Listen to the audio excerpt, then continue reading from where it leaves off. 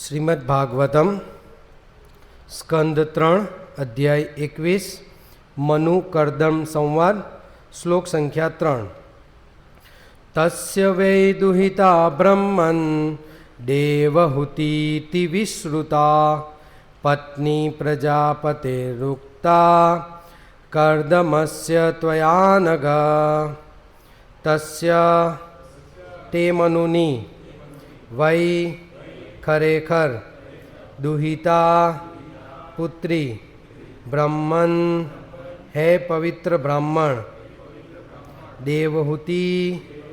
દેવહૂતિ નામે ઇતિ એમ વિશ્રુતા જાણીતી હતી પત્ની પ્રજાપતિની ઉક્તા કહેવાય છે કર્દમ મુનિની ત્વયા તમારા વડે અનઘ હે નિષ્પાપ. અનુવાદ અને ભાવાર્થ એસી ભક્તિવેદાંત સ્વામી શીલ પ્રભુપાદજી દ્વારા. શીલ પ્રભુપાદ કી જય. હે પવિત્ર બ્રાહ્મણ, હે નિષ્પાપ, તે મનુને દેવહૂતિ નામની પ્રખ્યાત પુત્રી હતી. તે પ્રજાપતિ એવા મહર્ષિ કર્દમ મુનિની પત્ની હતી એમ આપે મને કહ્યું છે. ભાવાર્થ: અહીં આપણે સ્વયંભૂ મનુ વિશે વાત કરી રહ્યા છીએ, પરંતુ ભગવદ્ ગીતામાં વૈવસ્વત મનુ વિશે આપણે સાંભળીએ છીએ. અત્યારનો યુગ વૈવસ્વત મનુનો યુગ છે. સ્વયંભૂ મનુએ અગાઉ રાજ્ય કર્યું હતું અને તેનો ઇતિહાસ વરાહ યુગથી અથવા જે કલ્પમાં વરાહ રૂપે ભગવાન પ્રગટ થયા હતા તે કલ્પથી શરૂ થાય છે. બ્રહ્માના આયુષ્યના એક દિવસ દરમિયાન 14 મનુઓ થાય છે અને દરેક મનુના જીવનકાળમાં વિશિષ્ટ બનાવો બને છે. ભગવદ્ ગીતાના વૈવસ્વત મનુ સ્વયંભૂ મનુથી આમ ભિન્ન છે. ઓમ જ્ઞાનતિમિરાંધસ્ય જ્ઞાનંજન શલાકયા ચક્ષુરુન્મિલિતમ યેન તસ્મૈ શ્રી ગુરુવે નમઃ. શ્રી ચૈતન્ય મનોભીષ્ટમ સ્થાપિતમ યેન ભૂતલે સ્વયં રૂપ કદા મહ્યમ દદાતિ સ્વપદાંતિકમ. વંદેહમ શ્રી ગુરો શ્રીયુતપદકમલમ શ્રી ગુરુન વૈષ્ણવાશ્ચમ શ્રી રૂપમ સાગરજાતમ સહગર રઘુનાથાન્વિતમ તમ સજીવમ સાદ્વૈતમ સાવધૂતમ પરિજન સહિતમ કૃષ્ણ ચૈતન્ય દેવમ શ્રી રાધા કૃષ્ણ પાદાન સહગણ લલિતા શ્રી વિશાખાન્વિતાશ્ચ. હે કૃષ્ણ કરુણા સિંધો દીનબંધુ જગતપતે ગોપેશ ગોપિકા કાંત રાધા કાંત નમોસ્તુતે. તપ્ત કાંચન ગૌરાંગી રાધે વૃંદાવનેશ્વરી વૃષભાનુસુતે દેવી પરમામી હરિપ્રિય વાંછા કલ્પતરુભ્યશ્ચ કૃપા સિંધુભ્યેવ ચ પતિતાનાં પાવનેભ્યો વૈષ્ણવેભ્યો નમો નમઃ. શ્રી કૃષ્ણ ચૈતન્ય પ્રભુ નિત્યાનંદ શ્રી અદ્વૈત ગદાધર શ્રીવાસ આદિ ગૌર ભક્તવૃંદ. હરે કૃષ્ણ કૃષ્ણ કૃષ્ણ હરે હરે, હરે રામ રામ રામ હરે હરે. હરે કૃષ્ણ. તો શ્રીમદ ભાગવતમ શ્લોક સંખ્યા 3 છે. એની અગાઉ આપણે શ્લોક સંખ્યા 1 અને 2 જોઈ કે જેમાં વિદુર કહે છે કે સ્વયંભૂ મનુનો વંશ અત્યંત પ્રતિષ્ઠિત હતો, એટલે એમની જે ઇતિહાસ છે, એમનો વંશ છે તે મને જણાવો. તો અહીં મુખ્ય જે આપણે જોઈએ છે કે શ્રીમદ ભાગવતમની અંદર જે કથાઓનું વર્ણન કરવામાં આવે છે, એ બધી કથાઓ કેવી હોય છે કે જેના દ્વારા આપણને કંઈક ભગવાન વિશેની જાણકારી મળે, આપણા જીવનમાં આપણે કઈ રીતે જીવન જીવવું જોઈએ એનું આપણને જ્ઞાન મળે. ભગવાનની કથાઓ અને ભક્તોની કથાઓ આની અંદર છે. તો અહીં વિદુરજી દ્વારા પ્રશ્ન પૂછાયો છે અને એનો ઉત્તર આપવામાં આવ્યો છે. એનો મતલબ એ છે કે આ કથા આપણા જીવનમાં કોઈક ને કોઈક જગ્યાએ આપણને કામ લાગે છે, આપણને જીવનમાં ભગવાનની ભક્તિ કરવા માટે મદદરૂપ છે. એટલે અહીં એમના વિશે જણાવવામાં આવ્યું છે. આપણે જોઈએ. હા, અહીં ભાવાર્થની અંદર આપણને જણાવ્યું છે કે ભગવદ્ ગીતાના વૈવસ્વત મનુ સ્વયંભૂ મનુથી આમ ભિન્ન છે. તો ભગવદ્ ગીતામાં શ્લોક આવે છે, શ્રી ભગવાન ઉવાચ ઇમમ વિવસ્વતે યોગમ પ્રોક્તવાન હમ અવ્યયમ વિવસ્વાન મન્વે પ્રાહ મનુર ઈશ્વાક્વે અબ્રવીત. એટલે કે ભગવાને આ જે ભગવદ્ ગીતાનું જ્ઞાન છે તે સૌપ્રથમ સૂર્યદેવ વિવસ્વાનને આપ્યું હતું અને વિવસ્વાન દ્વારા માનવ જાતના પિતા મનુને આપ્યું હતું અને મનુએ આ જ્ઞાન પોતાના પુત્ર ઈશ્વાકુને આપ્યું હતું. એટલે ગુરુ શિષ્ય પરંપરા પ્રમાણે આ જ્ઞાન ઉપરથી આપણા તરફ આવે છે. તો અહીં કીધું છે કે જે ભગવદ્ ગીતામાં જે છે તે વૈવસ્વત મનુની વાત કરવામાં આવી છે અને અત્યારે જુઓ અત્યારનો જે યુગ છે તે વૈવસ્વત મનુનો યુગ છે. સ્વયંભૂ મનુએ અગાઉ રાજ્ય કર્યું હતું. એટલે ભગવદ્ ગીતામાં જે મનુની વાત આપણે સાંભળીએ છીએ આજે આપણે શ્લોકની અંદર તે છે વૈવસ્વત મનુ. બરાબર, ભગવદ્ ગીતામાં આપણે વૈવસ્વત મનુ વિશે આપણે સાંભળીએ છીએ. ઓકે, અને એની અગાઉ જે હતું તે સ્વયંભૂ મનુએ રાજ્ય કર્યું હતું. હવે અહીં આપણે એક જે મુખ્ય મુદ્દો જોઈએ છે તે છે કે ભાઈ ગુરુ શિષ્ય પરંપરા દ્વારા જ્ઞાન આવે છે કે ભાઈ ભગવાને જે જ્ઞાન આપ્યું હતું તે વિવસ્વાનને આપ્યું હતું, સૂર્યદેવ વિવસ્વાનને, એમના દ્વારા મનુને ઈશ્વાકુને ત્યાર પછી એમની પેઢીઓને એ જ્ઞાન આપવામાં આવ્યું હતું. તો આપણે જાણવું જોઈએ કે ડાયરેક્ટ આપણે જ્ઞાન ના મેળવી શકીએ. આપણે ડાયરેક્ટ ભગવાન પાસે જ્ઞાન ના, ગુરુ શિષ્ય પરંપરા. એના માટે પ્રભુપાદ ઘણીવાર એક ઉદાહરણ આપે છે કે એક વૃક્ષ છે, આંબો છે, કેરીનું ઝાડ છે. હવે કેરીના ઝાડ પર સૌથી ઊંચાઈ પર પાકેલી કેરી છે. હવે એ પાડવી હોય તો શું કરવું પડે? તો કે 4-5 વ્યક્તિઓ ઝાડ પર ચડે છે. સૌથી ઉપરવાળો વ્યક્તિ એ ફળ તોડે છે અને એની નીચે જે વ્યક્તિ છે તેને એ આપે છે. નીચેવાળો વ્યક્તિ એની નીચેના વ્યક્તિને એ ફળ આપે છે અને ત્યાર પછી એની નીચેના વ્યક્તિને એ ફળ આપે છે અને છેલ્લે એ જમીન પર આપવામાં આવે છે. તો આ રીતે જ્યારે ફળ જમીન પર આવે છે તો એ ફળને કોઈ નુકસાન થતું નથી અને એ આપણે ઉપયોગ કરી શકીએ છીએ. પરંતુ જો વ્યક્તિ ઉપરથી સીધો જમીન પર એને ઘા કરે તો એ ફળ ઉપયોગને યોગ્ય રહી શકતું નથી. એટલે કે આપણે જ્યારે જ્ઞાન મેળવીએ છીએ ત્યારે ગુરુ શિષ્ય પરંપરા દ્વારા જ્યારે આપણે જ્ઞાન મેળવીએ છીએ તો એ એઝ ઇટ ઇઝ અને વ્યવસ્થિત રીતે આપણે જ્ઞાન મેળવી શકીએ છીએ. પરંતુ એ સીધું મેળવવામાં આવે તો આપણી જે મનોકલ્પિત બુદ્ધિ છે, આપણી એટલી યોગ્યતા નથી કે આપણે સીધું જ્ઞાન મેળવી શકીએ. જેમ આપણે જોઈએ છીએ કે કુરુક્ષેત્રની યુદ્ધ ભૂમિ પર ભગવદ્ ગીતાનું જ્ઞાન જ્યારે ભગવાન શ્રી કૃષ્ણ દ્વારા અર્જુનને આપવામાં આવે છે ત્યારે એ જ ભગવદ્ ગીતાનું જ્ઞાન સંજય દ્વારા ધૃતરાષ્ટ્રને પણ આપવામાં આવે છે. પરંતુ તેઓ એ સમજી શકતા નથી કેમ કે એમની એ યોગ્યતા નથી. બરાબર, અને એ એવી રીતે જોતા હતા જાણે આપણે ન્યૂઝ ચેનલમાં ન્યૂઝ જોતા હોય એ રીતે ધૃતરાષ્ટ્ર અભ્યાસ કરી રહ્યા હતા. એવી રીતે નહોતા અભ્યાસ કરી રહ્યા કે આ જ્ઞાન મારા માટે પણ છે. આપણે જ્યારે જનરલી ન્યૂઝ ચેનલ પર ન્યૂઝ જોતા હોઈએ તો એમાં એ મારા માટે નથી, ફક્ત જોવા માટે છે, એટલે આપણે જોઈને આગળ વધી જઈએ છીએ. તો આપણે એ જ્ઞાનને આપણા પોતાના માટે છે એવી રીતે જ્યારે ભગવદ્ ગીતાનું જ્ઞાન મેળવીએ છીએ ત્યારે આપણને મળે છે. તો એવી રીતે આપણને ગુરુ શિષ્ય પરંપરા દ્વારા જ્ઞાન મળે છે. તો ભગવદ્ ગીતા 4.1માં જે આપણને ચર્ચા કરવામાં આવી છે તે અને અહીં જે આપણે શ્રીમદ ભાગવતમની અંદર આ અધ્યાયમાં આપણને જે વાત કરવામાં આવી છે એ બંનેમાં મનુનો તફાવત છે. હવે કઈ રીતે? તો કે ભગવદ્ ગીતામાં વૈવસ્વત મનુ હતા અને અત્યારે જે શ્રીમદ ભાગવતમમાં આપણે ચર્ચા કરીએ છીએ તે સ્વયંભૂ મનુ વિશે ચર્ચા કરીએ છીએ. તો આ બંને અલગ અલગ છે. કેવી રીતે? તો કે બ્રહ્માજીનો સમય આપણે જાણવો પડે એના માટે. તો બ્રહ્માજીના એક દિવસમાં, એક દિવસ એટલે એક કલ્પ, એમાં 14 મનુ આવે છે. સ્વયંભૂ મનુ એ આ કલ્પના પ્રથમ મનુ હતા અને તેમનો ઇતિહાસ વરાહ યુગથી શરૂ થાય છે. અહીં આપણને કીધું કે જ્યારે વરાહ ભગવાન આવ્યા હતા એમનું પ્રાગટ્ય હતું તે સમયમાં સ્વયંભૂ મનુ આવ્યા હતા. આ દર્શાવે છે કે આપણો જે ઇતિહાસ છે, આપણે જોઈએ છીએ કે વૈજ્ઞાનિકો આપણને ઇતિહાસ કહે છે કેટલાક હજારો વર્ષનો ઇતિહાસ કહે છે, પણ અહીંયા કેટલા કરોડો વર્ષનો પણ એકદમ કમ્પ્લીટ ઇતિહાસ છે. એવું નથી કે એની અંદર કોઈ ભેળસેળ કરવામાં આવી હોય અથવા ખોટું લખવામાં આવેલું હોય, એવું કશું નથી. સંપૂર્ણ સ્પષ્ટ રીતે સમજાવવામાં આવ્યું છે.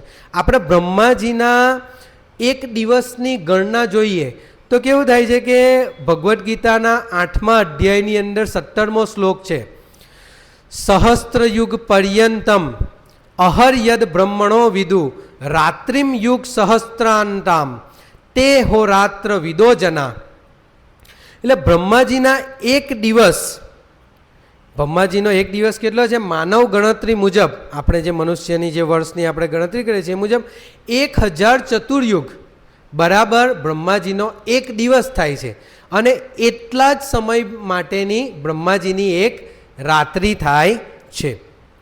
તો એની ગણતરી કરીએ તો એ મુજબ આપણે જોઈએ કે અત્યારે આપણો કળિયુગ ચાલે છે, તો કળિયુગ છે 4,32,000 વર્ષનો, દ્વાપરયુગ 8,64,000 વર્ષ, ત્રેતાયુગ 12,96,000 વર્ષ અને સતયુગ 17,28,000 વર્ષ. એટલે એક ચતુર્યુગનો આપણે સમય જોઈએ તો થાય છે 43,20,000 વર્ષ. આટલો થાય છે એક ચતુર્યુગ અને બ્રહ્માજીનો દિવસ છે 1000 ચતુર્યુગ.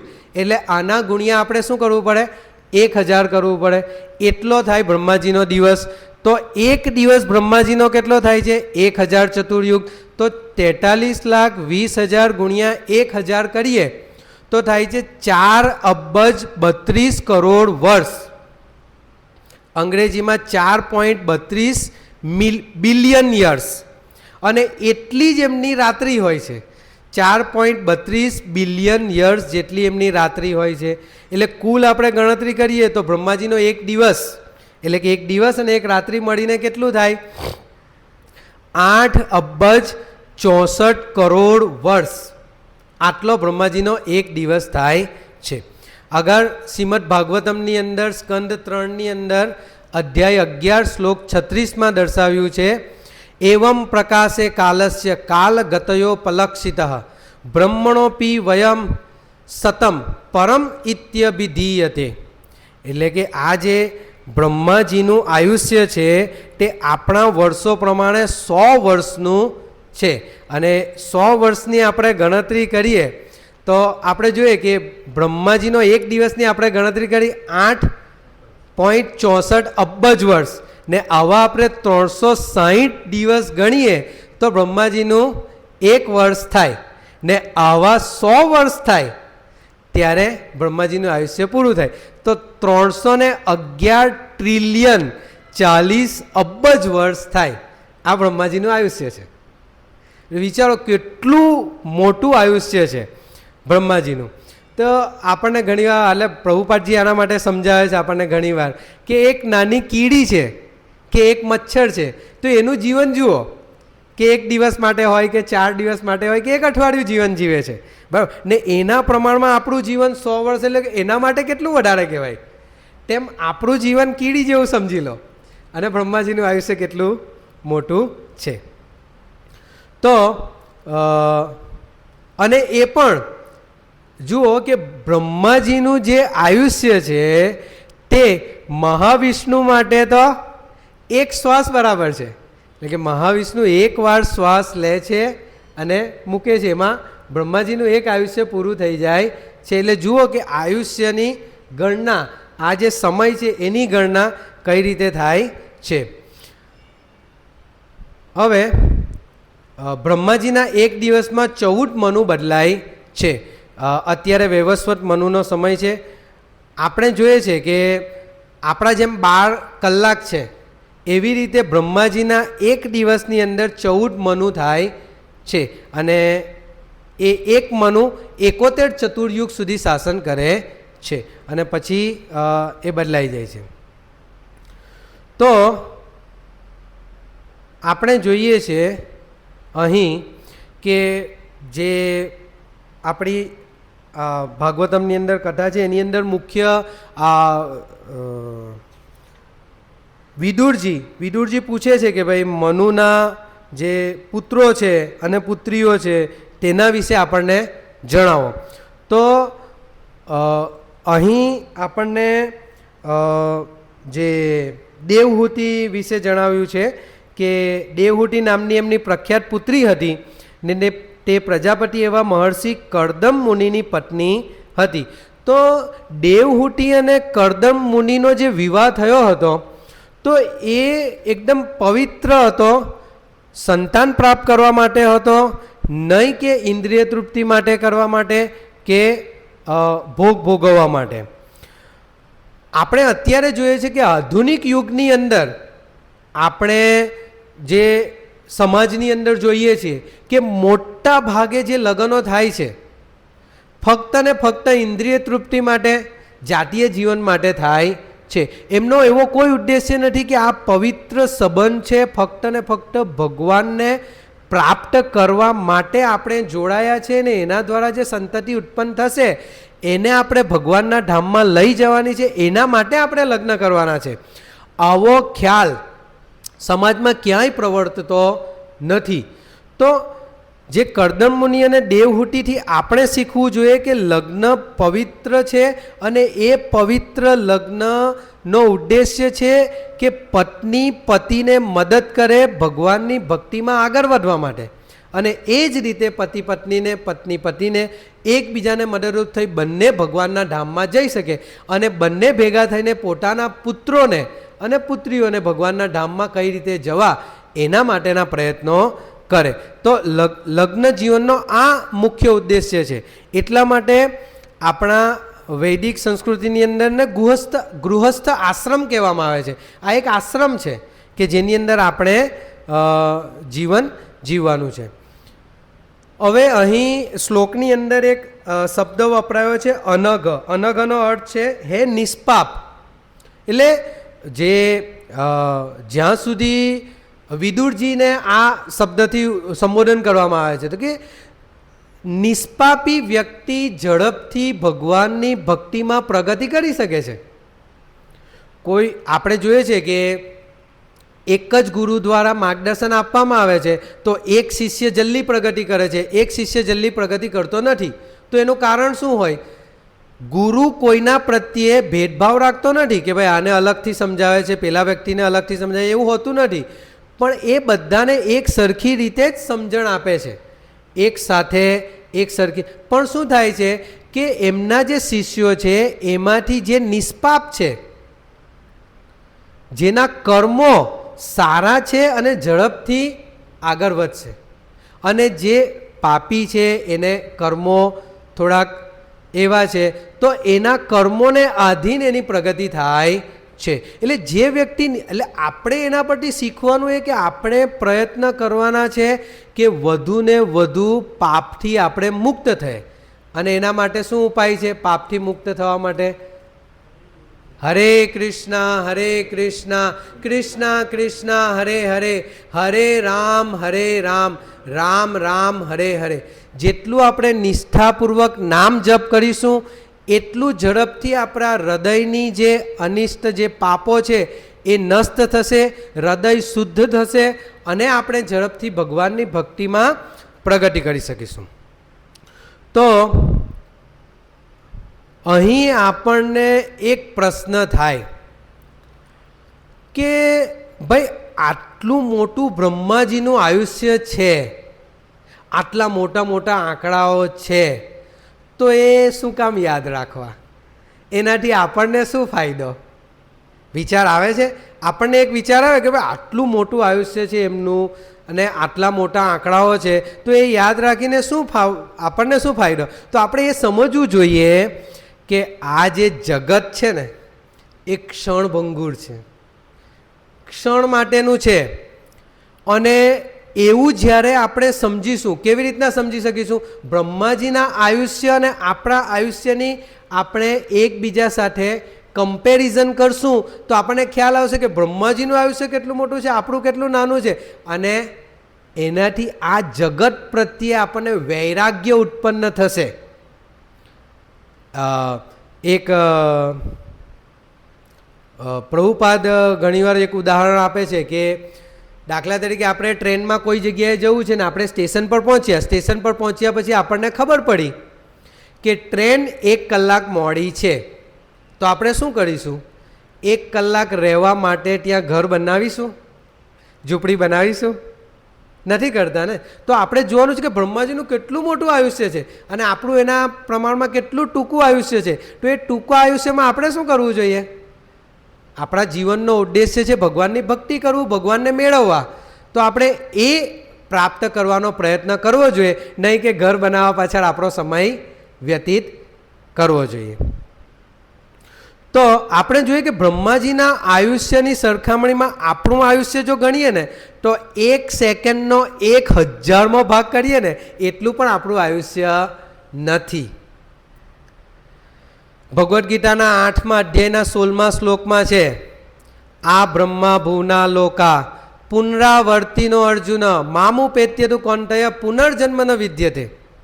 એટલે કે આપણે બ્રહ્મા જેટલું ઉચ્ચ એમાં જઈશું, બ્રહ્માજી જેટલું આયુષ્ય મેળવીશું તો પણ આપણે જન્મ મૃત્યુ થવાના છે, આપણે આ જગતમાં પાછા આવવું પડશે. તો આપણે એવો પ્રયત્ન કરવાનો છે કે બ્રહ્મલોક સુધી પહોંચવું પણ નકામું છે, કરોડો વર્ષ પછી એનો બી અંત આવવાનો છે. તો ભક્તની ઈચ્છા છે કે બ્રહ્મલોક પણ નહીં મળે, આપણે ગોલોક વૃંદાવન ભગવાનના ધામમાં જવાની ઈચ્છા કરવાની છે. એના માટે આપણે આ અભ્યાસ કરવાનો છે કે આટલું મોટું આયુષ્ય પણ નકામું છે, આપણે ભગવાનની ભક્તિમાં સમય વ્યતીત કરવાનો છે. બીજું આપણે એ શીખવાનું છે કે ભગવાનની કેટલી અચિંત્ય શક્તિ છે જેની આપણે કલ્પના પણ કરી શકતા નથી. અને ભગવાનની આ શક્તિનું આપણને માર્ગદર્શન મળશે, આપણે ભગવાનની શક્તિ વિશે જાણીશું તો આપણને ભગવાન પ્રત્યે શરણાગતિ થશે. કે ભગવાન જો આયુષ્ય જુઓ કે ભાઈ આપણું આયુષ્ય આપણે જોયું, બ્રહ્માજીનું આયુષ્ય જોયું, અને ભગવાન તો કે ભગવાન એકવાર શ્વાસ લે છે તો બ્રહ્માજીનું એક આયુષ્ય પૂરું. એટલે વિચાર કરો કે ભાઈ આપણું આયુષ્ય ને ભગવાનનું આયુષ્ય, ભગવાન કેટલા મહાન છે એમ આપણે વિચારી પણ ના શકીએ એટલા મહાન છે. તો જ્યારે આપણે આવું જાણીએ છીએ ત્યારે આપણો વિશ્વાસ દ્રઢ થાય છે, આપણી શરણાગતિ વધે છે. એ રીતે બ્રહ્મ સંહિતાના 48મા શ્લોકમાં પણ જણાવ્યું છે, યસ્યેક નિશ્વસિત કાલમથાવલંબ્ય જીવંતી લોમ વિલજા જગદંડ નાથા વિષ્ણુ મહાન સ ઇહ યસ્ય કલા વિશેષો ગોવિંદમાદિ પુરુષમ તમહમ ભજામી. જેમના એટલે કે મહાવિષ્ણુની માત્ર એક શ્વાસ બહાર કાઢવાની ક્ષણનો આશરો લઈને કરોડો બ્રહ્માંડોના સ્વામી બ્રહ્માજીઓ જીવન જીવે છે અને શ્વાસ અંદર લેતા જ બ્રહ્માજી નાશ પામે છે. તે મહાવિષ્ણુ જેમના અંશ છે તે આદિપુરુષ ગોવિંદને હું ભજન કરું છું. તો આપણી ભક્તિ ત્યારે પાકી બને છે જ્યારે આપણે આરાધ્ય દેવ આપણા ભગવાન કેટલા મહાન છે તેનું આપણને ખબર હોય. આપણી સાથે કોઈ વ્યક્તિ બેઠો હોય પણ આપણને જ્ઞાન ના હોય તો આપણને એના પ્રત્યે કોઈ લાગણી ના થાય, પણ આપણને ખબર પડે કે આ કેટલો મહાન વ્યક્તિ છે તો ત્યારે આપણે એના વિશે જ્ઞાન મેળવીએ તો આપણને એના પ્રત્યે માન થાય. તો જેટલું આપણે ભગવાન પ્રત્યે જાણીશું એટલું આપણને ભગવાન પ્રત્યે માન થશે. કે ભગવાન જે આ કરોડો બ્રહ્માંડોનું સંચાલન કરે છે, જેમના ઈશારા માત્રથી, જેમના એક વિચાર માત્રથી, જેમની એક ઈચ્છા માત્રથી આ બ્રહ્માંડો ચાલે છે, તો આપણને ભગવાન પ્રત્યે લાગણી થશે, માન થશે, આપણી જે શ્રદ્ધા છે તે દ્રઢ થશે, શરણાગતિ વધશે. અને બીજું અગત્યનું છે કે આપણે જાણીશું કે આ કળિયુગ માત્ર 4,32,000 વર્ષનો છે ને એમાં 5,000 વર્ષ ગયા છે ને એમાં આપણું આયુષ્ય તો માત્ર 100 વર્ષ કે તેનાથી ઓછું છે. આપણે જોયું કે કેટલા લોકો 100 વર્ષ જીવે છે આજે ભારતમાં, ખૂબ જ ઓછા. એટલે વિચારો આપણું 100 વર્ષનું આયુષ્ય તો છે નહીં, 80 પણ નથી. મોટા ભાગના લોકો 60, 65, 70 વધીને ને તેમાં પણ જોઈએ કે 50 વર્ષ પછી તો મોટા ભાગના લોકો દવા પર જીવે છે. એ જીવતા નથી એ પ્રમાણે જ છે. નથી એમની આંખ ચાલતી બરાબર, નથી કાન ચાલતા, નથી પગ ચાલતા, નથી એમની કોઈ ઇન્દ્રિયો વ્યવસ્થિત કામ કરતી. તો એવી ઇન્દ્રિયોથી તમે ભગવાનનું નામ ક્યારે લેશો? તો આપણે વિચારવું જોઈએ કે આટલા ઓછા આયુષ્યની અંદર આપણે ભગવાનને મેળવવાના છે. તો આપણે એ ધ્યાન રાખવું જોઈએ કે આપણા દરેક ક્ષણનો આપણે વ્યવસ્થિત ઉપયોગ કરવો જોઈએ. આપણી દરેકે દરેક ક્ષણ ભગવાનના ચિંતનમાં, ભગવાનની સેવામાં વ્યતીત થાય એવો આપણે ગંભીરતાથી પ્રયત્ન કરવો જોઈએ. બીજું એક આપણે એવું સમજી શકીએ આટલા લાંબા આયુષ્ય પરથી કે આપણા ભૌતિક દુઃખો છે. તો વિચાર કરો કે આપણું આયુષ્ય આટલું નાનું છે, ભૌતિક દુઃખો એમાં એટલા ઓછા છે. તો એ પેલા મોટા આયુષ્યના પ્રમાણમાં તો એક વીજળીના ચમકારા જેટલા છે, એટલા ઓછા છે. જુઓ કે જેટલું મોટું આયુષ્ય એટલા મોટા દુઃખો હશે. તો અહીંયા આપણે એ સમજવાનું છે કે આપણા દુઃખો બહુ એકદમ તુચ્છ છે. એને ગણકાર્યા વગર આપણે ભગવાનની ભક્તિમાં ગંભીરતાથી ધ્યાન રાખવું જોઈએ. તો આપણે જ્યારે આવું જાણીશું તો આપણે સુખ અને દુઃખમાં વિચલિત થઈશું નહીં અને ભગવાનની ભક્તિ પર આપણું ધ્યાન કેન્દ્રિત કરીશું. તો આપણે આ શ્લોકની અંદર ખાસ તો બે વસ્તુ એ જોઈ કે સ્વયંભૂ મનુ અને વૈવસ્વત મનુ, બ્રહ્માજીનું આયુષ્ય જોયું અને એ આયુષ્ય જોવા પાછળનું આપણું કારણ શું છે, એનાથી આપણી ભક્તિમાં શું પ્રગતિ થશે તે આપણે જોયું કે ભગવાનની કેટલી શક્તિ છે, તે આપણા ભૌતિક દુઃખો કેવા છે, આપણું આયુષ્ય કેટલું ક્ષણિક છે અને આપણે આપણા સમયનો કેવી રીતે સદુપયોગ કરવો જોઈએ કે જેનાથી આપણે આપણી એકદમ જે આપણું આયુષ્ય ઓછું છે એ ઓછા આયુષ્યમાં આપણે ઝડપથી ભગવાનને જો પ્રગતિ કરી શકીએ. જેમ કે આપણે જોઈએ કે મોટાભાગે દિવાળી પર કે ચોમાસામાં છે ને તે કપડાની દુકાનમાં ને બધામાં સેલ બહુ લાગે. તો આપણા સુરતીઓ અને ગુજરાતીઓ છે ને લાભ લેવામાં કોઈ જગ્યાએ પાછા નહીં પડે કે જ્યાંથી ઝડપથી ભાઈ એક પેન્ટ આપણને 1000 રૂપિયાનું મળે છે ને સેલમાં આપણને 500માં મળતું હોય તો આપણે પહેલાં લઈ લઈએ, ભલે જરૂર ના હોય. તો આ કળિયુગ છે તે સેલ છે. સતયુગની અંદર કેટલી મોટી મોટી તપશ્ચર્યા કરવી પડતી હતી, કેટલા વર્ષો સુધી, બરાબર. 1 લાખ વર્ષનું આયુષ્ય હતું, એમાં 60,000 વર્ષ તપશ્ચર્યામાં કાઢતા હતા, બરાબર છે. ત્યારે ભગવાન મેળવી શકતા હતા, બરાબર. એવી રીતે યજ્ઞ કરવાનો, તપ કરવાનો અને અર્ચા વિગ્રહની પૂજા ને કેટલું બધું આ કળિયુગની અંદર સેલ છે. કેટલું એકદમ એના માટે નથી યજ્ઞ માટે અલગથી આહુતિ લેવા જવાનું, સામાન લેવા જવાનું, નથી જંગલમાં તપ કરવા જવાનું, ખાલી ભગવાનનું નામ હરે કૃષ્ણ કૃષ્ણ કૃષ્ણ હરે હરે, હરે રામ રામ રામ હરે હરે.